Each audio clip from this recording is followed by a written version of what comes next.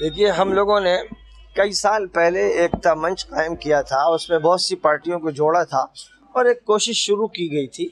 अब उसके बाद जो गठबंधन थे, जिन्होंने अपनी अपनी जगह पर एकता मंच बना रखा था, ऐसे कई मंच और ऐसे कई गठबंधन जुड़े हैं, तो महागठबंधन बन गया है।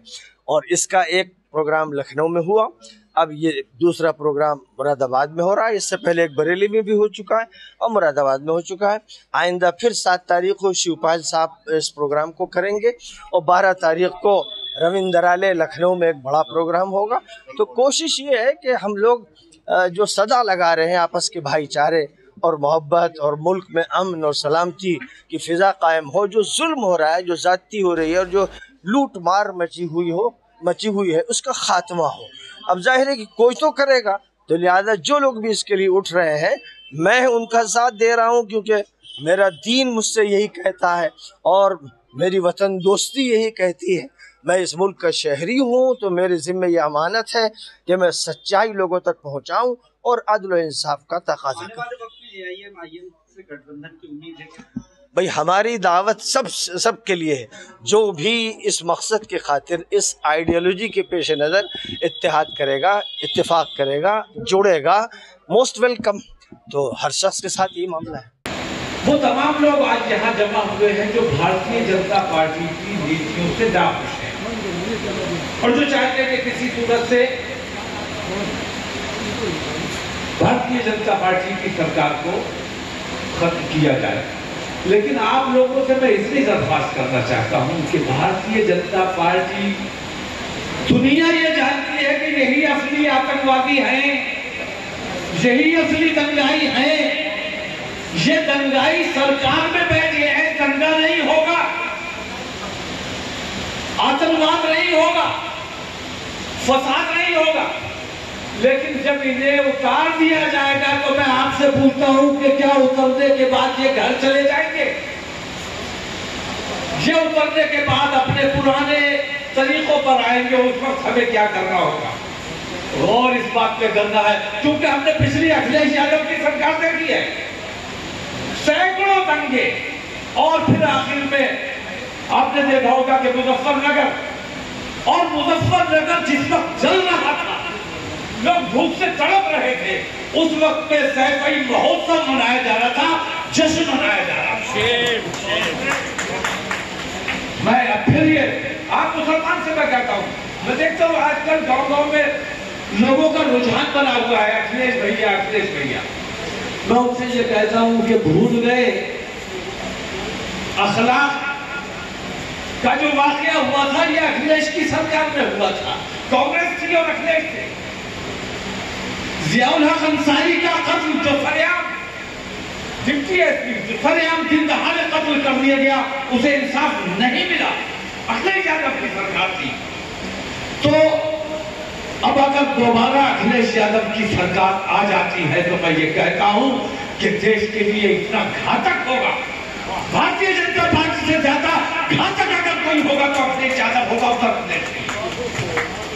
इसलिए मैं आप लोगों के साथ आया हूं और मैं आप लोगों से ये कहना चाहता हूं कि आप लोगों ने हिम्मत की है तो हिम्मत करके कुर्बानी के जज्बे से ऐसे निकलना है कि पूरे उत्तर प्रदेश में तूफान की तरह खड़े होना, मेहनत करनी है, कुर्बानी देनी है। यहाँ इतना जरूर कहना चाहूंगा, इस वक्त मुझे वाकया याद आ रहा था किसी राजा का, ये बादशाह का था कि उसकी तमन्ना थी कि एक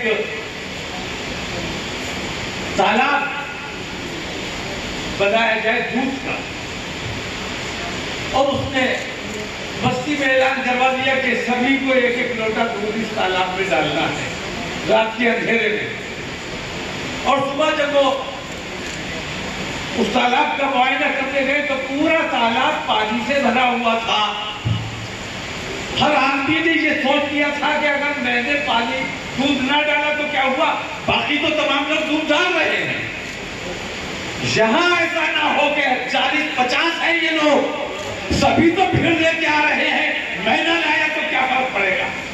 अगर ऐसा हुआ तो अपने देश के लिए, अपने प्रदेश के लिए हम जो ख्वाब देखते हैं, हम जो एकता और भाईचारे का माहौल बनाना चाहते हैं, वो माहौल हम बनाने में कामयाब नहीं होंगे। और ये एक जो बड़ी कोशिश करने का इन लोगों ने जिम्मेदारी ली है, उस कोशिश को नुकसान पहुंचेगा। मेरी आप तमाम लोगों से ये दरख्वास्त है कि इस कोशिश की जितनी भी हिमायत की जाए, जितनी भी तायद की जाए, और इसके लिए जितने भी धन की जरूरत हो, अवाम की जिम्मेदारी है। क्योंकि हम अपना काम करने के लिए नहीं, ये लोग अपना काम करने के लिए नहीं, अपने देश और अपने प्रदेश का काम करने के लिए आप लोगों के दरमियान आए हैं। यहाँ कई लोगों ने ये कहा कि भीड़ नहीं है। मैंने कहा कि भीड़, जिस दिन भीड़ लगाई जाएगी तो उस दिन इंशाल्लाह भीड़ दिखाई जाएगी। आज तो ये वो तमाम दल हैं जो आपस में साथ, और बड़े कमाल की बात यह है कि राष्ट्रीय अध्यक्ष है और बेचारा नीचे बैठा हुआ है। इससे बड़ी कुर्बानी और वो क्या दे सकता है। इन लोगों के जज्बे को मैं सलाम करता हूं और मैं ये वादा करता हूं कि मेरी जिस वक्त जहां जैसी जरूरत पड़ेगी मैं आप लोगों की तारीफ करूंगा, क्योंकि मैं अपने देश से और अपने प्रदेश से प्यार करता हूं। मेरी भारतीय जनता पार्टी से कोई लड़ाई नहीं है। सच्चाई ये है कि अगर मुसलमान ईमानदारी से देखे तो भारतीय जनता पार्टी के दौरे हुकूमत में जितना चैन से मुसलमान है, इतना चैन से कभी नहीं रहा। मैं उनसे नफरत की वजह से नहीं आया हूं, बल्कि मैं अपने देश प्रेम की वजह से आया हूं। क्योंकि मैं ये देख रहा हूं कि ये मनहूस हैं, इनकी मनहूसियत हमारे देश और हमारे प्रदेश को बर्बाद करने का काम कर रही है। इन मनहूसों को हटाया जाना ये हमारे देश और हमारे प्रदेश के हित में होगा, वरना ये हमारे देश को बेचने का काम कर रहे हैं। किसान तकरीबन 9 महीने से बैठा हुआ है। ऐसे बेरहम लोगों को मैंने कभी हुकूमत करते, बड़े बड़े हमने जालिम हाकिम देखे हैं, लेकिन ऐसा जालिम हाकिम हमने कभी नहीं देखा कि लोग सड़कों पर मर रहे हैं, ठंडे अकड़ के मर रहे हैं, गर्मी से तड़प के मर रहे हैं, लेकिन ये इसके दिल में किसी किस्म की कोई हमदर्दी नहीं है।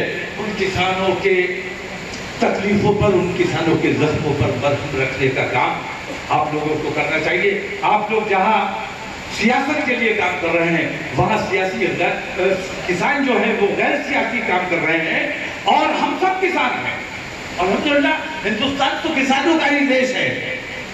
हम भी किसान हैं, खेती बाड़ी हमने बहुत की है। आजकल ये मंच पे बैठने का काम कर रहे हैं, ये भी एक किस्म की खेती है, ये भी एक किस्म की अपने देश का काम करना, वो अन्न पैदा करने का काम कर रहे हैं, हम अच्छाई को बढ़ावा देने का काम कर रहे हैं। मैं आप तमाम लोगों से ये दरख्वास्त करूंगा कि उन किसानों के साथ भी हमें बार बार खड़ा होना चाहिए, उनके साथ भीड़ लगाई जानी चाहिए।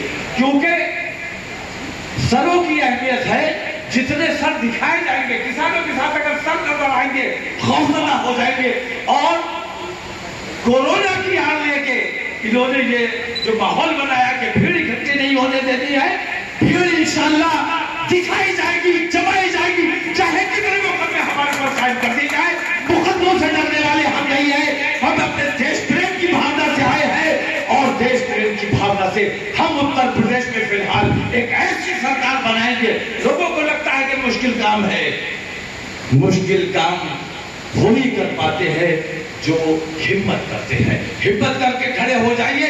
इन लोगों के साथ आपका खड़ा होना बेहद जरूरी है। अपने जाती मफादात को थोड़ी देर के लिए ताक पे रख दीजिए, अपनी अदा को थोड़ी देर के लिए ताक पे रख दीजिए, और देश प्रेम की भावना से सबके साथ मुत्तहिद होकर खड़े हो जाइए।